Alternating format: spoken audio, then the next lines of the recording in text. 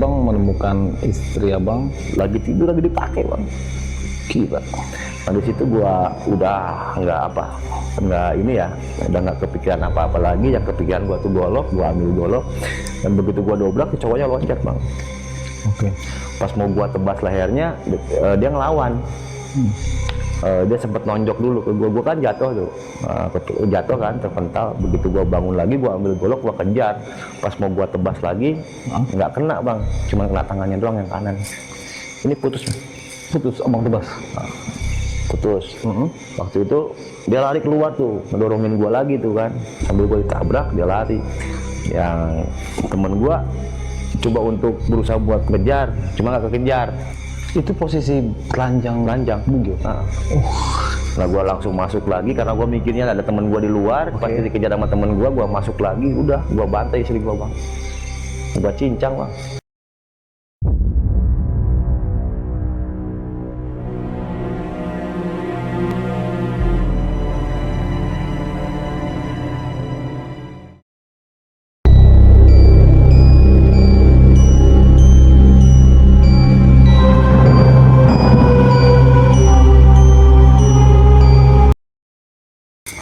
Oke, assalamualaikum warahmatullahi wabarakatuh. Kembali lagi dengan gua Rudi Botak di Cerita Malam. Kali ini gua berada di daerah Sukabumi, kawan-kawan. Tepatnya gua nggak bisa sebutkan. Kali ini malam ini atau pagi ini di jam setengah 3 pagi, gua bersama narasumber yang di tahun 99 dia pernah membantai istrinya sendiri karena kasus perselingkuhan. Dan pada saat atau setelah membantai istrinya sendiri, akhirnya dia dihantui oleh sosok istrinya. Lu mau dengar kan cerita selengkapnya dari narasumber gua malam ini? Kita berkenalan langsung. Halo bang. Dengan siapa bang? Bang Opik. Wah, Bang Opik, aku mau tanya nih, apa benar bang, pada tahun 99 itu abang membantai atau membunuh istri abang sendiri? Betul bang? Iya, karena kasus perselingkuhan itu. Terus abang saat ini sudah selesai menjalani? Alhamdulillah udah. Alhamdulillah ya. Jadi aman ya bang? Aman. Gua keluar di tahun 2010. Oke, berarti 10 tahun. 10 tahun abang nyantri ya, bahasanya ya. Wah. Lu mau denger kan kawan-kawan semua nih cerita yang gue belum denger ceritanya aja udah merinding nih. Gue nggak bisa bayangin gimana epicnya cerita dari Bang Opik. Oke, nggak usah berlama-lama lagi, kita saksikan atau kita dengarkan cerita dari Bang Opik. Silakan Bang Opik. Jadi di sini gue mau ceritain dari awal dulu bang. Oke. Jadi gue nikah di tahun 95. Di tahun 95 itu ya awal-awal ketemunya sama istri gue itu, dulu kan gue pengamen bang. Oke. Jadi gue ngamen dari bis ke bis kan. Waktu itu kebetulan gue ngamen di bis jurusan Sukabumi Bogor. Oke. Dan waktu itu pas lagi gue habis ngamen, biasalah habis ngolek gitu kan. Pas di kolekan terakhir gue lihat cewek tuh bang. Wah lumayan nih di hati gue kan. Ya namanya waktu itu gue lagi muda-mudanya lah. Ya. Terus gue iseng tuh, gue bercandain kan. Nah akhirnya dia mau kenalan sama gue gitu kan. Waktu di zaman itu orang seperti gue itu belum ada yang namanya HP ya, kayak sekarang. Makanya waktu itu gue tanya-tanya alamatnya tuh, dia cuman ngasih tulisan alamatnya tuh lewat kertas bang. Pakai kertas. Nah gue ambil seneng dong waktu itu, wah cakep nih cewek kan. Nah gue pikiran wah cakep nih. Alhamdulillah akhirnya gue taruh tuh, kenalan, dia turun di Ciawi dan gue balik lagi ke Sukabumi biasa ngamen. Seminggu kemudian kan gue ngumpulin duit tuh, rencana gue mau main lah gitu kan. Waktu itu alhamdulillah gue punya ongkos, maksain bang gue ke sono sendirian. Ngecer sih awalnya, temuan, dan akhirnya gue disambut dengan baik lah dengan keluarganya. Waktu itu belum tahu sih keluarganya itu kalau kerjaan gue itu apa gitu kan. Pertama gue apel aman bang, santai biasa nerima. Apel kedua lumayan juga, masih terbuka. Di minggu kedua masih aman bang. Waktu itu belum gue ditanya-tanya sama keluarganya kerja gue apa dan posisi kerjaan gue itu seperti apa, belum ditanya. pas April yang ketiga kalinya di situ mulailah si orang tuanya itu nanya gue dari mana, istilahnya kerjaan tetap gue itu apa. Di situ gue nggak bisa bohong bang, orang namanya gue pengamen ya gue bilang aja apa adanya. Gue kerja ngamen gitu kan. Disitulah agak berubah sifat orang tuanya itu. Tunggu bang, tahan dulu bang. Berarti pada saat itu abang sudah menjalani hubungan yang lebih jauh ya, artinya punya ikatan pacaran lah kan? Sudah ya? Belum. Belum. Jadi, baru benar. deket-deket aja. Oke. Deket. Jadi pas April ketiga juga belum pacaran sih bang, masih kita kenal biasa. Dan pas gua udah nyatain perasaan gua, dia terima di minggu ketiga. Akhirnya orang tuanya ngedenger mungkin obrolan gua sama anaknya, dia nanya kerjaan gua. Jadi dia nanya kerja sebagai apa dan di mana gitu kan. Gua bilang sebagai pengamen pak, dari bis ke bis. Dari situ rumahnya udah agak lain gitu kan. Ya biasanya suka nanya gimana, ngobrol, nemenin ngobrol, itu di waktu itu udah enggak. Cuman ya gua nggak mikirin orang tuanya lah. Orang anaknya juga udah nerima gua apa adanya gitu kan. Selang beberapa minggu kemudian, waktu itu gua ke situ lagi bang. Ya waktu minggu ketiga kan jadian tuh, jadi minggu keempatnya lah ceritanya, minggu keempatnya gue udah dibilang pacaran lah, lebih dekat gitu kan. Nah di situ orang tuanya udah nggak mau nemuin gue Karena alasan kerjaan. Ya gue mikirnya bodo amat, orang gue nggak ini ke orang tuanya lah gue. Yang penting anaknya Lu gitu senang kan, sama anaknya, bukan orang aja tuanya. gitu kan. Lanjut dapat beberapa bulan, akhirnya di bulan ketiga gue disuruh udahan, Suruh jauhin anaknya. dia dengan alasan gue suruh nyari kerjaan tetap dulu.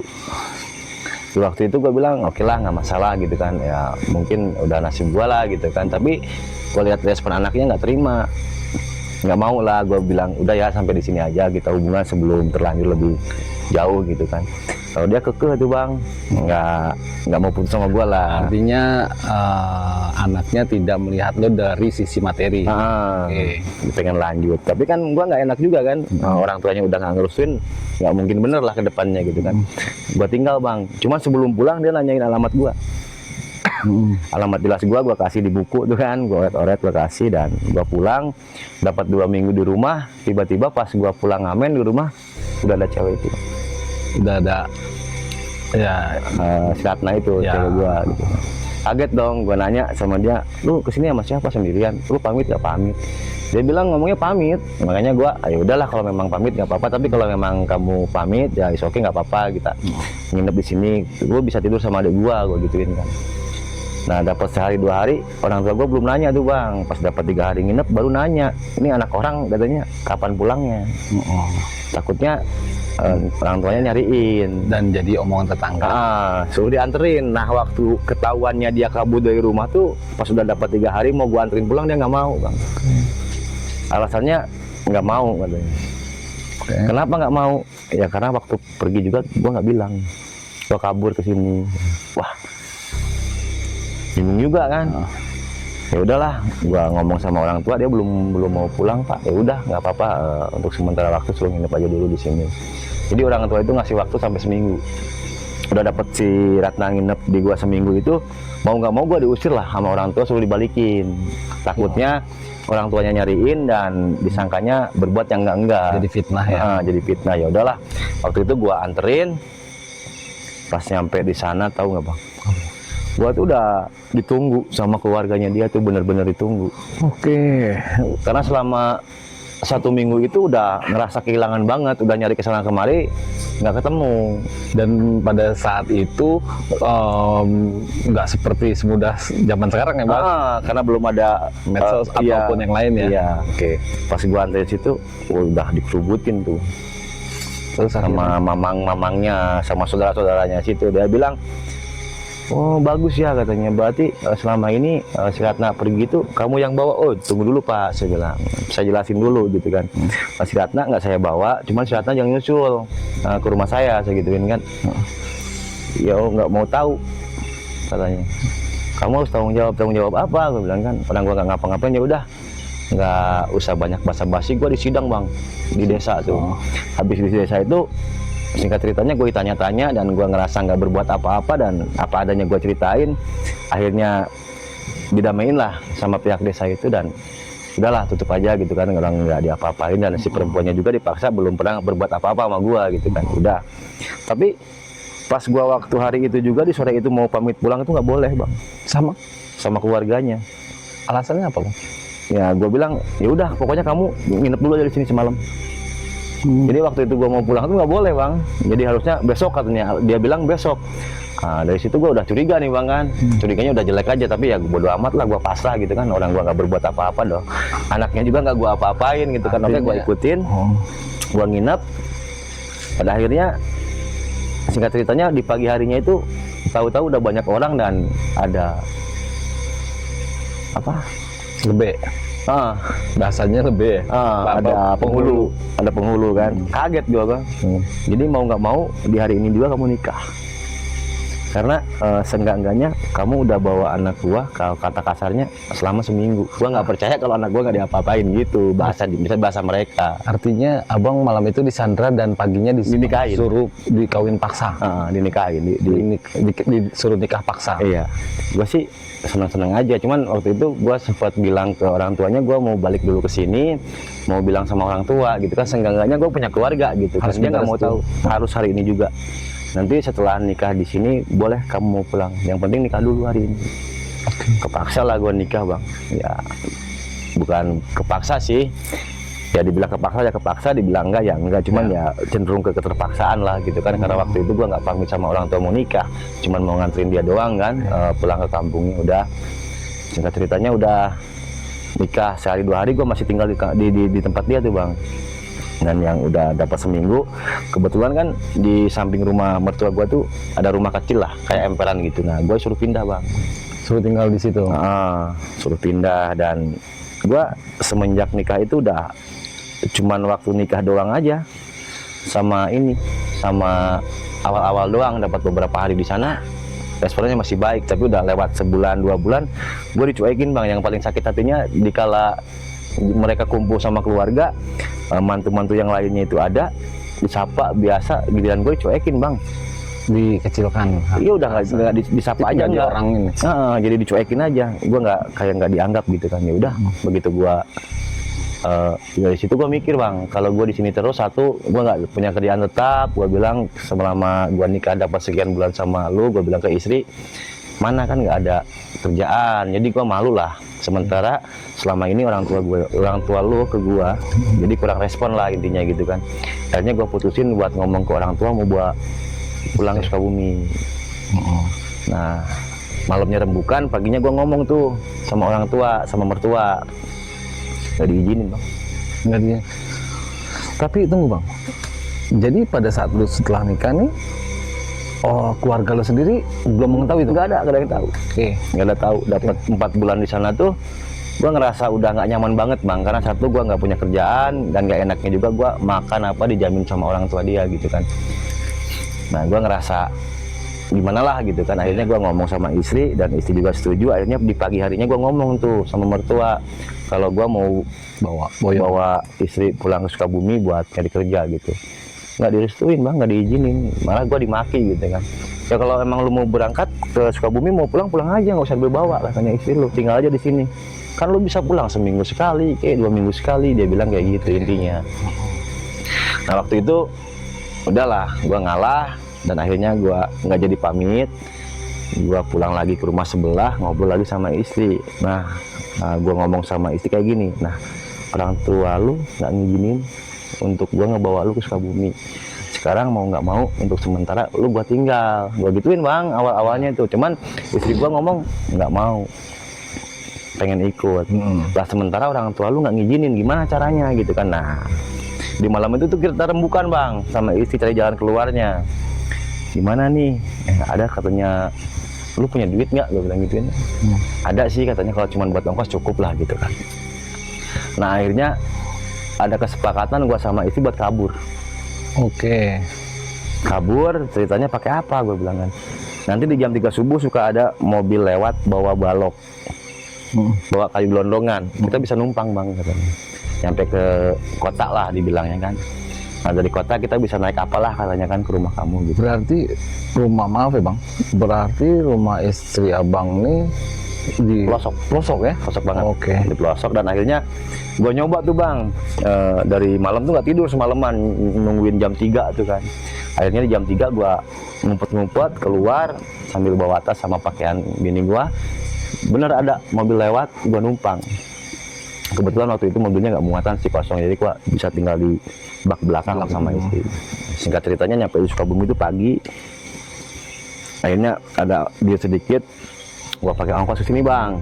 Ternyata dia cuman punya duit cuman pas-pasan buat nyampe ke terminal Cibadak, belum ke rumah gue. Sementara ke rumah gue masih pakai angkot lagi gitu kan. Ya. Di situ karena di Cibadak itu banyak temen, sampai gue pinjem lah. Ya. Kata kasarnya pinjam sama temen. Akhirnya gue bisa pulang. Pas begitu pulang nyampe ke rumah, bokap gue kaget.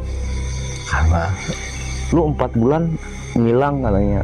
Balik-balik lu bawa lagi anak orang. Nggak, lu balikin, lu bawa kemana aja selama ini gitu. Nah, sebelum masuk rumah gue udah diomelin di luar tuh, di halaman tuh.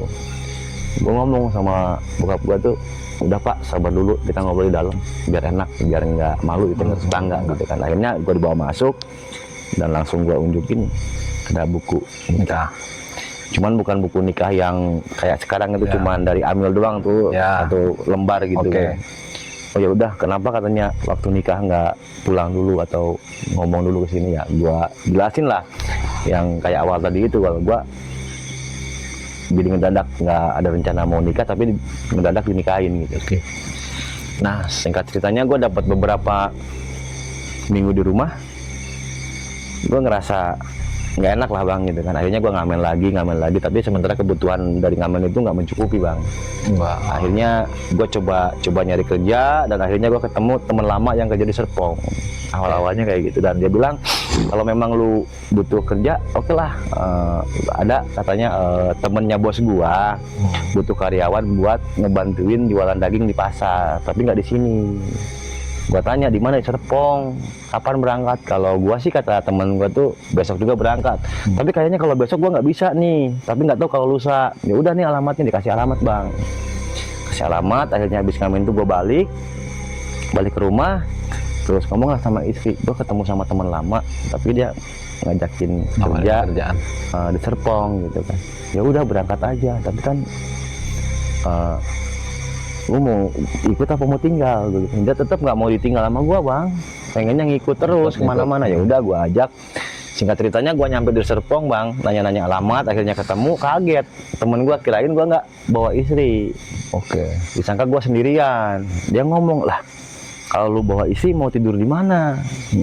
Sementara di mes disediain kontrakan mes lah, nah, kata kasarnya kan.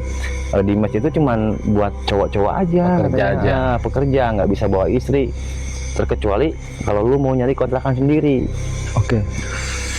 Nah di situ gue bingung bang, waktu itu kan ada sisa ongkos berapa lah, nggak mungkin cukup kan buat ngontrak, dan akhirnya gue rembukan sama istri gimana caranya gitu kan. Akhirnya di siang itu tuh ngebutusin dia pakai cincin kawin. Bukan, dia punya entah kapan lah belinya gitu kan. Gua nggak tahu, waktu pacaran sampai nikah juga udah ada cincin itu. Suruh dijualin dulu sama dia. Ini bang, mungkin katanya kalau ini dijual mungkin cukup lah buat bayar kontrakan 2 atau 3 bulan ke depan. Nah di situ ada bahasa kayak gini, oke, gue ini cincin gue jual, tapi ini gue pinjem ya barang lu. Nanti kalau gue ada rezeki, gue beliin lagi, gue balikin nih cincin. Ya udah pakai dulu aja, dijual ceritanya kan, keliling-keliling. Akhirnya gue dapat kontrakan tuh. Waktu itu cuman berapa sih, cuman 85.000 di tahun itu ya. Di tahun itu cuman rumahnya kan setengah badan ya, atasnya tuh pakai bambu, bawahnya pakai tembok dikit tuh kan, setengah badan. Nah di pinggir kali tuh bang, di Serpong, mungkin Rawabuntu abang tahu lah, sana kan dekat stasiun. Dari itu gue nyempetin beres-beres kontrakan, nggak langsung kerja tuh di malam itu tuh. Akhirnya di besok paginya gue ditemuin lagi sama temen gue, jadi nggak ntar kerja katanya, tapi di sini kerjanya malam, dari jam 9 nyampe pagi, ya minimal jam 10 lah paling lambat gitu kan masuk. Kamu udah kerja katanya, soalnya bantuin nyediain buat pesanan orang yang pesen daging, ya bantuin nyincang atau istilahnya bungkus-bungkus buat yang mau diambil nanti pesanannya pagi gitu kan. Ya ceritanya alhamdulillah bang, di situ gue lancar bang. Tahun 95, 96 tuh mulailah istri gua ngandung, hamil. Dari situ masih lancar, alhamdulillah nggak ada kendala apapun sampai tahun 97. Nah, sampai lahiran lah anak gua kan. Sampai 97 itu aman, sampai beranjak gede lah anak gua. Di tahun 98 tuh, nah di sini udah mulai ada berita buruk ke gua. Oke. Waktu itu kan gua pagi suka parkir depan tuh, depan pasar. Malamnya gua berangkat jam 10, pulang pagi bang. Jam 6 paling cepet tuh, jam 5 lah udah pulang kan. Kadang-kadang rata-rata sih pulang di jam 6, jam 7 gua kan. Nah gua waktu itu dapat kabar dari temen gua bang. Temen deket gua namanya si Agus sih. Dia bilang, Pik, lu kalau kerja coba dong sekali-kali tengah malam pulang. Oke. Gitu kan. Emang kenapa? Gua sering lihat bini lu ngobrol sama cewek, sama cowok gitu kan, kayak mesra banget, kayak orang udah lama kenal banget gitu kan. Wah, gua bilang mungkin sama tetangga wajar lah, atau sama tetangga kontrakan kan, namanya orang kan nggak tahu bang. Di situ gua nggak pernah punya curiga jelek, soalnya setiap gua berangkat jam berapa dia ada, setiap gua jam berapapun gua pulang dari ke tempat kerja dia ada. Nggak pernah gua sehari pun kehilangan dia bang. Jadi di situ gua nggak percaya, gua diemin sampai tahun 99. 1 tahun gua diemin bang. Lama ya? Lama, makanya dari situ karena pernah sih satu saat menjelang tahun 99 tuh kan, mau lebaran tuh di bulan puasa, gua tanya bang, lu bener nggak sih gua dapat selentingan gitu? Kalau lu itu selingkuh, sering ngobrol sama cowok. Dia ngaku bang, ngakunya gini, iya sering sama si bapak depan yang punya warung, kadang sama bapak itulah yang alasannya banyak, dia nggak masuk di logika lah.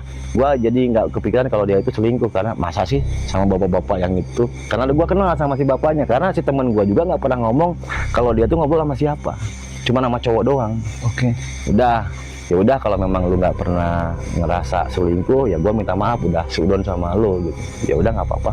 Dia nggak pernah ngasih roman jelek sama sekali sama gua bang. Sampai, maaf bang, gue potong. Sampai hubungan suami istri pun seperti biasa. Biasa, nggak ada penolakan ataupun istilahnya ada sifat-sifat yang nggak enak ke gua, nggak ada, biasa. Berubah Nggak gitu. ada perubahan dari awal mau berangkat sampai hari itu pun nggak ada. Nah udahlah, gua minta maaf sama dia, mungkin gua terlalu takutan lah pikiran gua kan. Ya udah, nah udah berpikirnya yang namanya temen itu kadang kan ada juga yang pengen ngerusak rumah tangga, Ya, atau yang mau ngancurin rumah tangga gua gitu kan. Udah, nah berjalan lah sampai lebaran. Habis lebaran di waktu itu tuh jatuhnya di tahun 99, habis lebaran itu di malam minggu. Di malam minggu itu gua biasanya semangat bang, karena pasti paginya rame di pasar. Gua sering dapat uang tip lah dari pelanggan. Gitu. Tapi di waktu itu, di hari Sabtu itu gua lemes banget bang badan. Habis parkir itu biasanya gua langsung mandi, siap-siap, paling ngomong bocah bentar, main sama bocah, langsung berangkat kan. Ini enggak, pulang parkir itu boro-boro mandi bang, makan aja males, lemes banget badan. Cuman pas di jam 9 tuh bini gua ngomong kayak gini, katanya lu nggak berangkat ke pasar, ini udah hampir jam 9 lebih loh katanya. Kayaknya gua nggak ini deh Rat, gue bilang kan, nggak ke pasar dulu deh malam minggu ini, soalnya gua capek banget gitu kan, lemes banget, nggak tahu kenapa nih, hawanya malas lah gitu kan. Yang pinternya dia tuh ngomong kayak gini ke gua, bang, ya bang jangan malas-malasan dong, kontrakan udah mau habis. Ini juga buat makan sehari-hari udah nipis nih, sekarang kan tambah biaya lagi, punya anak, butuh inilah butuh itu. Nah di situ mau nggak mau terpaksa gua berangkat malam itu bang, nyampe telat gua, biasanya jam 9 udah nyampe, itu jam 10 gua berangkat dari rumah. Karena istri memotivasi abang. Ya gua mikirnya, iya gua sekarang udah punya anak nih gitu kan, kebutuhan mungkin di dapur juga nambah gitu kan, kayak pampers atau apalah lain sebagainya gitu kan. Gua berangkat bang, itu sambil jalan tuh kan cuman 20 menit lah dari kontrakan ke tempat gua kerja tuh, jalan lewat gang, jalan di malam minggu tuh. Nyampe ke pasar pun telat, sampai gua kena tegur lah sama si Pak Haji itu. Lu tumben katanya jam segini baru nyampe tuh, udah banyak katanya kerjaan buat nanti jam 2 jam 3 ada yang ngambil tuh pesanan gitu. Iya Pak Haji, saya ketiduran gitu aja alasannya, padahal gua malas tuh bang, sambil kerja tuh mincangin daging, udah nggak fokus gua ke kerjaan, jadi pengennya pulang lagi gitu kan. Cuman gua balikin lagi, wah gua punya anak nih gitu kan, kontrakan juga bentar lagi udah waktunya bayar nih gitu kan ya. Gua maksain tuh kerja di sekitar jam 12 malam kalau nggak salah. Ada temen gua yang namanya si Agus itu nelpon lewat bos gua. Waktu itu nelpon tahun 99, mungkin abang paham lah, zaman HP yang gede-gede itu. Iya. Yang gede-gede yang ada antennya Iya, itu kan. betul. Cuman orang-orang tertentu kan punya kayak gituan, kalau kayak kita mah susah lah gitu Zaman kan. wartel juga tuh. Itu nelpon ke si bos dan dia mau ngomong sama gua dan dikasih ke gua teleponnya. Dia cuman bilang kayak gini si Agus, "Bang, lu di mana?" "Gua lagi kerja lah," gua bilang kan. "Bisa pulang sekarang nggak?" Dia bilang kan. "Nggak mungkin lah, orang ini baru jam berapa? Jam 12," gua bilang. "Emang ada apa, Gus?" gitu. "Bang, sorry bang," katanya. "Tadi gua lihat jam 11 malam ada cowok ke rumah, lu masuk," katanya. "Wah, lu jangan ngada-ngada lu, mungkin saudaranya atau saudara gua yang kebetulan mampir ke situ," gua bilang. "Ya kalau masalah saudara atau lain gua nggak tahu bang, tapi ada cowok aja," dia bilang. "Ya udah Gus, jangan macam-macam, gua lagi kerja." Gua tutup bang telepon, gua kasih lagi ke bos. Di jam 1 kemudian telepon lagi, "Bang, beneran bang, cowoknya masih ada di dalam bang, gua perhatiin dari tadi. Kayaknya bukan saudara lo, ini selingkuhan bini lu," gitu kan. "Wah, nggak mungkin lah," gue bilang kan. "Sudah, bisa pulang sekarang?" "Nggak bisa." Kalau sampai gue ancam kayak gini bang, "Kalau memang ada cowok di situ, lo jemput gue ke sini, kita paranin ke kontrakan gue bareng-bareng. Tapi kalau nggak ada cowok di dalam rumah, nanti lu yang gue bantai, gue habisin." Sampai gue ancam kayak gitu. "Siap bang, gue mau lu apa-apain kalau memang nggak kebuktian omongan gue kayak gitu." Oke. Jemput lah bang, pakai motor dia tuh. Pulang lah. Kata Pak Haji, "Ini baru jam 1, mau kemana?" "Aduh Pak, anak barusan," kata si Agus, "sakit." Si Agus suruh nyusulin ke sini sama bini saya Pak. Oke. "Saya izin dulu ya malam ini, nyampe jam 1 aja kerja." "Yaudah nggak apa-apa, kalau memang urusan anak udah cepet-cepet balik," gitu kan. Nah, karena berhubung gua udah kebiasaan bang, alat kerja itu nggak pernah gua tinggal, golok jagal itu pasti gua pulang gua bawa, gua masukin ke tas. Nah, awal-awalnya gue nggak curiga ada cowok lah gitu kan, cuman gue ngoceh-ngoceh aja sama si Agus, "Gus, kalau lu nggak ada cowok di rumah nanti, lu yang gue bantai ya," gituin aja. Sampai "Ya udah bang, gue terserah lu mau diapain," gitu kan. Pas begitu gue kan kayak gini nih, ini jalan gang, ada gang lagi masuk ke dalam bang, jadi kontrakan gue tuh di ujung gang tapi belok lagi ke kiri. Oke. Jadi kalau dari jalan utama ini nggak kelihatan. Pas begitu gua belok mau masuk ke kontrakan gua, yang biasanya lampu di ruang tamu tuh terang, kenapa tuh gelap? Sementara kan gua masih punya anak bayi, Ya. baru umur ya kurang lebihnya 3 tahun kan. Oke. Kaget dong. Oke. Pas mau gua ketok, kata temen gua, "Jangan diketok, langsung dobrak aja." Jadi kebetulan waktu itu gua ngontrak nggak ada pintu belakang. Jadi di belakang tuh udah mepet sama sama kontrakan orang. Jadi cuman depan doang pintunya, sama jendela tuh di depan 2. Jadi nggak ada lagi jendela samping atau belakang. Pas begitu gua dobrak, di situ mulai gua agak sepaneng lihat sepatu. Kan ada kamar tuh, pakai pintu lagi. Tuh pintu ditutup bang. Pas gua dobrak lagi di kamar,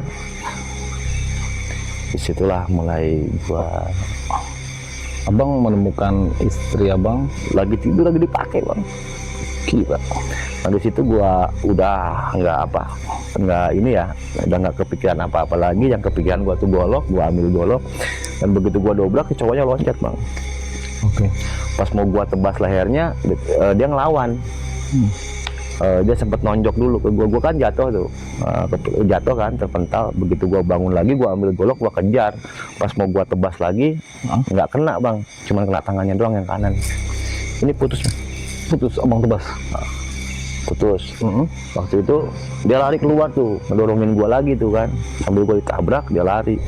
Yang temen gua coba untuk berusaha buat ngejar, cuma nggak kekejar. Itu posisi telanjang bugil. Nah gua langsung masuk lagi karena gua mikirnya ada temen gua di luar. Pas dikejar sama temen gua masuk lagi, udah gua bantai istri gua bang, gua cincang bang. Gila. Yang awalnya gua tebas tuh, awalnya sih emang udah nggak ngelihat itu bini gua atau siapa sih bang. Waktu itu udah gelap banget ya. Jadi yang gua pikirin tuh gua nafsu aja gitu kan. Waktu itu udah nggak kepikiran itu Ya, gini. paham gua. Yang pertama gua bacok tangannya nih. Sekali pas mau bacok lagi dadanya ditangkis, yang ketiga kalinya kan tangannya udah parah tuh. Ada yang ngebelakangin gua tebas lagi punggungnya. Gila. Pas dia mau berdiri sambil mangap-mangap minta tolong tuh, gua tebas lagi dari sini ke sini tuh belah, Bang. Pada saat itu abang benar-benar gelap mata ya bang. Udah nggak kita apa-apa, Bang. Jadi udah nggak kepikiran blank itu, ya? udah blank aja, udah nafsu aja.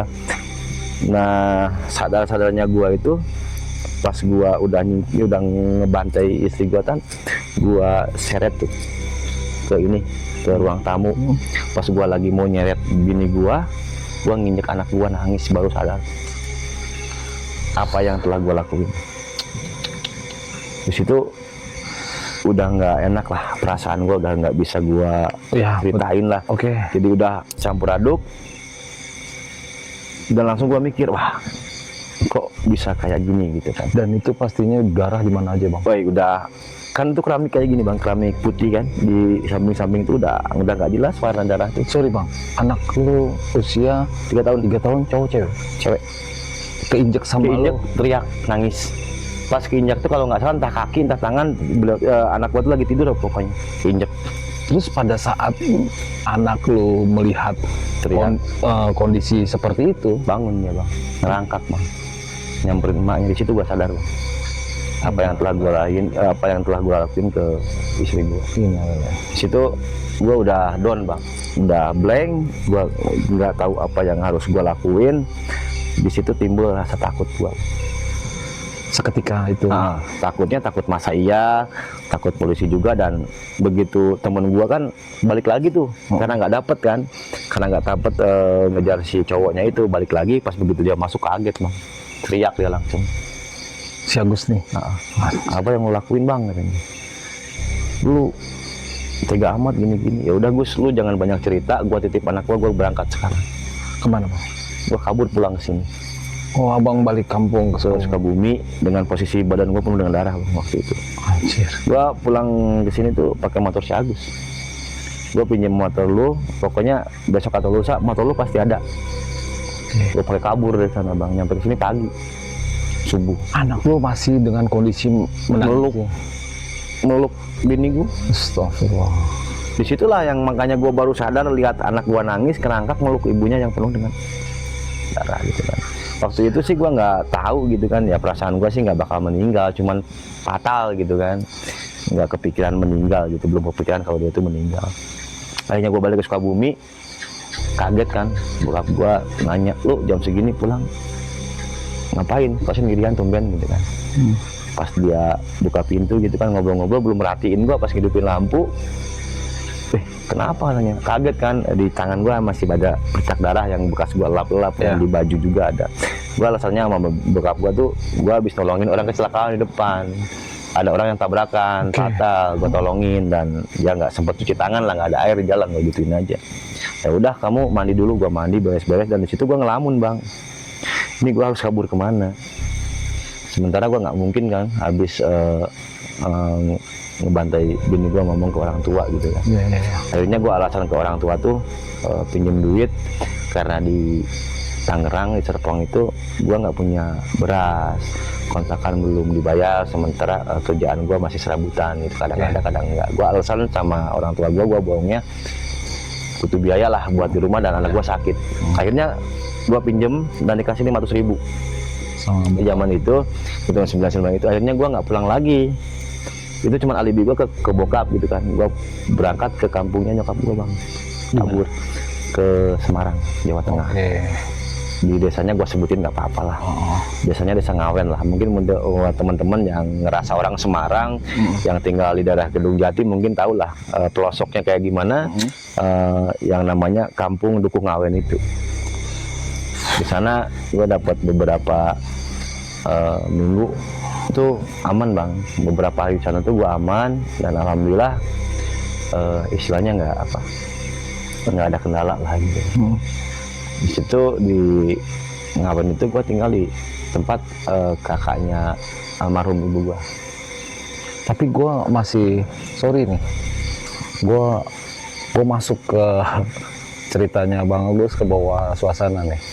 gue nggak bisa bayangin pada saat pelarian lu bang, pada saat pelarian lu ninggalin anak lu, yang gue mau pergi take video ini ninggalin anak gue aja, wah gue berkali-kali, pertanyaan gue pada saat pelarian lu pakai motor Bang Agus ya, nah, itu apa sih bang yang ada di, Itu udah nggak jelas bang.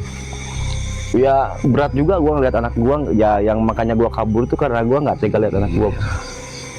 Dan penyesal apa udah ada timbul mulai itu kan, kok bisa sih gua ngelakuin itu ke bini gua sementara anak gua masih segede gitu kan. Tapi di situ gua udah campur aduk lah, udah nggak bisa gua ungkapin semua lah. Jadi udah campur aduk lah. Akhirnya gue nyampe ke rumah dan ngomong ke bokap mau balik lagi ke Tangerang dengan alasan gue pinjam uang itu buat bayar kontrakan sama buat makan. Ternyata gue nggak balik lagi bang, gue langsung ke Semarang. Nah di Semarang tuh gue ketemu sama kakaknya nyokap yang udah nggak ada.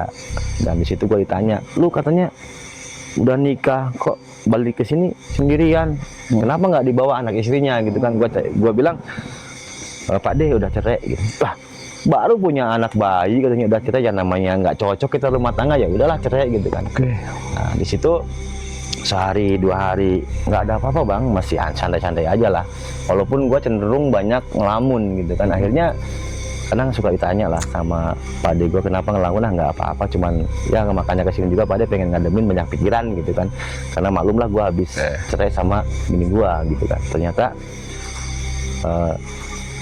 pelarian gua itu nggak seindah yang gue bayangin bang, nggak semulus yang lu rencanain. Awalnya seminggu 2 minggu aman, pas minggu ketiga gua tuh awalnya nyium bau amis pekat di minggu ketiga. Di pelarian gua ke Semarang, itu kayak orang yang habis motong hewan yang baru keluar darahnya kan, keciumnya pekat tuh kan, amis banget. Ya gua pemikirannya wah ini mungkin ada tetangga atau siapa yang habis potong hewan nggak bersih, mungkin itunya ngebersihinnya gitu kan. Gue lagi santai di balai-balai itu di depan rumah, waktu itu sendirian habis hujan. Pas lagi gue ngerokok lagi santai, gue ngedenger jelas banget suara istri gue manggil nama gue, gitu. Tapi dengan suara dia, bener-bener suara dia. Tapi sorry bang, gue potong. Tapi pada saat itu lu belum tahu nih kabar istri lu? Belum tahu sama sekali. Atau masih hidup? Enggak, belum dapat kabar bang. Ya. Enggak ada kabar sama sekali waktu itu. Jadi gua wah kaget kan. Wah mungkin masa sih istri gua kesini kan kemarin udah gua itu, oh mungkin udah sembuh, tapi masa sih karena dia nggak tahu kesini gitu kan.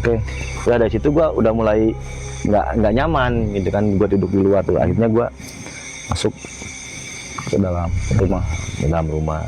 Nah akhirnya malam pertama itu seperti itu bang, dan malam keduanya gua kalau di Jawa kan musim kemarau panas bang, gua nggak pernah pakai baju itu di luar sambil ngerokok nyantai. Di malam keduanya gitu juga, angin sepintas dan habis angin itu bau amis pekat balik lagi. Dan waktu itu gua di samping rumahnya Pak De gua itu gua lihat ada ada pohon mangga kan. Itu gue lihat sosok mirip bini gue. Oh ya, berdiri, cuman masih samar seperti siluet nggak jelas. Wah disitu gue kaget bang, wah mungkin ada hantunya nih pohon mangga, gue bilang kan. Kepikiran yang enggak, akhirnya gue masuk lagi dan gue santai gitu bang, nggak kemana-mana lah gitu kan, santai. Cuman gue udah masuk ke rumah, tapi gue belum kepikiran karena di waktu itu gue belum tahu kalau istri gue udah belum ada kabar ya. Belum ada kabar. Gue mikirnya masih, wah ini setan biasalah atau apalah gitu kan, atau cuma halusinasi karena gue jarang tidur gitu kan. Nah di malam-malam berikutnya aman, dan di malam selanjutnya itu gue ngedengar teriakan suara istri ya bang. Apa bang yang dia manggil nama gue bang? Oh iya? Manggil AA kan, dia manggilnya AA tuh dulu. Manggil AA. Dan akhirnya gue kabur ke dalam lagi tuh, takut lagi. Dan selang beberapa malam kemudian di situ gue ngerasa gimana lah gitu kan. Dan akhirnya waktu itu tuh kebetulan ada hajatan di salah satu sepupu gue bang, lahiran anaknya gitu kan. Nah di situ tuh ada saudara gua yang adanya nyokap gua kan ada yang di Bogor tuh. Dia pulang bang ke Semarang awal kebongkarnya. Oke. Waktu itu gua kan nggak ikut, nggak ikut lah. Gua di sini aja, gua bilang kan lagi nggak enak badan gitu kan. Ya udah istirahat aja. Dia berangkat ke tempat hajatan. Ternyata dia ketemu sama adanya almarhum tuh yang tinggal di Bogor. Ngobrol lah mungkin dia di sana kan, nggak tahu apa yang diobrolin, dan sampai akhirnya cerita Pak De gua nih pas udah pulang dari hajatan. Waktu itu juga gue diusir bang, karena Pak De gua dapat informasi dari paman gua yang di Bogor kalau gua habis ngebantai istri gua dan istri gua meninggal. Di situ gua baru tahu kalau istri gua udah meninggal. Oke. Dan di malam itu juga gua suruh berangkat Sama paman lo. karena Bapak De gua nggak mau dia ke bawah-bawah, takutnya gua kan lagi buron nih, takutnya gua ditangkap di situ dan dia ke bawah-bawah, nggak mau lah, intinya ke bawah jelek lah nama keluarga di sana. Dan akhirnya di malam itu juga gua suruh pergi bang dari Ngawen itu. Gua bingung dong, aduh kemana gitu kan. Iya kenapa dari awal kamu nggak bilang? Awalnya sih gue nggak ngaku bang, cuman pas begitu dia tahu ada paman lu yang dari Bogor di tempat saudara lu tadi ngomong kalau lu lagi dicariin polisi karena lu habis ngebantai bini lu. Lu tahu nggak yang lu bantai itu meninggal? Kaget bang di situ, baru ngeh tuh kalau istri gua meninggal tuh dari Pak De gua yang dia dapat kabar dari adiknya yang di Bogor. Akhirnya gue diusir dan akhirnya gue juga mutusin buat pergi lah. Gue bingung lagi tuh balik ke Sukabumi, mungkin gue dicari polisi. Gue nggak mungkin lah nyerahin diri gitu awal-awalnya bang, masih mending gue coba. Nah keingetan lah ada saudara sepupunya nyokap gue yang di Kaliceret, ya mungkin jaraknya dari sini ke Bogor lah paling jauh ya, Sukabumi Bogor. Akhirnya gue malam itu juga jalan kaki bang, jalan kaki keluar dari kampung itu. Akhirnya paginya gue naik angkot nyampe ke sana siang, dan gue bohong lagi di sana bang. Di pelarian lo itu ya? Di pelarian yang ke sepupunya nyokap gue tuh gue bohong lagi kalau gue udah cerai gitu kan, nggak ada masalah, cuman permasalahan biasa lah, nggak cocok gitu kan. Nah di sanalah gue mulai dihantuin sama almarhum mantan bini gue. Oke. Nah malam pertama aman bang, malam kedua aman, di malam ketiga aman, ya di malam selanjutnya barulah awalnya pekat, bau amis. Kadang-kadang kayak di depan muka kita tuh ada darah, gimana sih baunya kayak gitu kan. Udah dari situ gua masuk tuh, udah keingetan kan, jangan-jangan arwahnya istri gua nih, karena gua baru dapat kabar dari paman gua dan Pak De gua yang dari Bogor itu kan ngomong ke Pak De gua kalau bini gua meninggal. Di situ baru kepikiran kalau berarti yang kemarin manggil-manggil nih jangan-jangan hantunya gitu kan, almarhum gitu kan. Di situ belum ada penampakan, baru bau-bau amis, dan dapat 2 minggu di sana. Di situ baru suara manggil. Tuh bener-bener kaget pas dia manggil, gua langsung lari. Nah, di malam-malam berikutnya jarang-jarang, dan makin lama makin ekstrim bang. Waktu itu pernah kejadian waktu entah malam apanya gue lupa, cuman itu ada waktu gua nyantai di ruang tamu, itu ada suara perempuan nangis, terus ketok-ketok pintu. Gua pikir tetangga kan, ini tetangga, kerjaan tetangga nih, nakut-nakutin gua nih, ini orang baru jam 11:30, gue bilang kayak gitu kan. Nah begitu gua buka pintu tuh nggak ada siapa-siapa bang. Cuman selang beberapa menit habis buka pintu, sebelum gua tutup itu tercium lagi pekat bau amis lagi. Gua tutup, buru-buru tutup, gua masuk, udah gua matiin rokok, gua masuk kamar buat rebahan gitu kan awalnya. Itu selang setengah jam gua dari tutup pintu dan rebahan itu bang, ada kayak orang jalan di depan ruang tamu. Padahal saudara sepupunya nyokap tuh gua pasti manggilnya masih Pak De sih, karena masih kakak sepupunya nyokap gua gitu kan. Gua bilang Pak De, mungkin Pak De ngambil air kayak ke dapur. Tapi itu bang, yang herannya kan di Jawa itu lantainya tuh pakai papan. Nah, bolak-baliknya tuh jelas banget ke dapur. Tapi ngapain? Kalau ngambil air kok bentar masuk ke ruang tamu, ke dapur lagi gitu. Dan akhirnya gue penasaran, gue tengok ada siapa-siapa bang. Cuman di situ bau amis lagi di ruang tamu sama di dapur. Sampai gue tengok ke dapur nggak ada orang, cuman bau amis. Sudahlah, gue kepikiran nih, jangan-jangan yang ketok-ketok tadi nih setan mungkin gitu. Gue masuk sambil ketakutan dan akhirnya gue masuk ke kamar. Pas gue lagi enak-enak tidur tuh, perasaan gue ada yang megang, Bang. Megang apa? Pundak gua. Pundak lo. Terus Kayak dibalikin gitu kan. Iya. Gua lagi nyamping tuh. Di situ gua mulai teriak-teriak, Bang. Teriak-teriak, tolong ada setan gitu kan. Nah, otomatis pade gue yang istirahat tuh kaget kan, keluarlah semua dari kamar. Istighbar. Gua alasannya mimpi buruk, Bang. Lu tadi siang dari mana? Katanya. Wah, cuma dari belakang rumah ke kali doang, jalan-jalan. Makanya kalau mau tidur baca doa lu sambet katanya. Ini minum air, kasih air putih gua minum. Udah istirahat.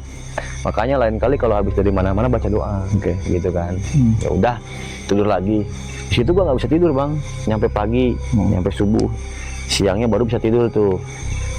Di malam berikutnya gitu lagi, Bang. Itu waktu itu gua beli rokok kan. Beli rokok dan akhirnya pulang dari warung itu kayak ada orang ngikutin. Gua berhenti, suara kaki di belakang gua berhenti, gua jalan lagi, tapi gua tengok gak ada siapa-siapa, Bang. Ya udah, mungkin perasaan gua gitu kan. Nah, habis beli rokok tuh gua masuk. Waktu itu kebetulan lagi pada keluar lah, nggak tahu kemana kan, nggak ada orang di rumah. Nggak ada tuh, alhamdulillah nggak ada apa-apa. Dan setelah jam 11 malam, entah dari mana lah saudara gua tuh baru pada pulang. Belum tidur lu, katanya. Belum, lagi nyantai nih. Ya udah, nanti kalau mau tidur baca-baca doa ya, jangan sampai mimpi buruk lagi gitu. Ya siap, orang kemarin mungkin kebawa mimpi gitu kan. Namanya orang mimpi nggak sadar, gue bilang gitu ya. Tuh di jam 12 tuh ada yang ketuk-ketuk lagi. Oke. Itu mulai ada penampakan, Bang. Awalnya itu di jam 11 itu keluarga gua tuh, pakde gua nggak tahu dari mana, Bang, baru pada pulang. Dan dia ngomong ke gua, jangan ngelamun, ntar kalau tidur mimpi lagi. Nanti kalau sebelum tidur baca doa, jangan kayak semalam teriak-teriak lu, katanya.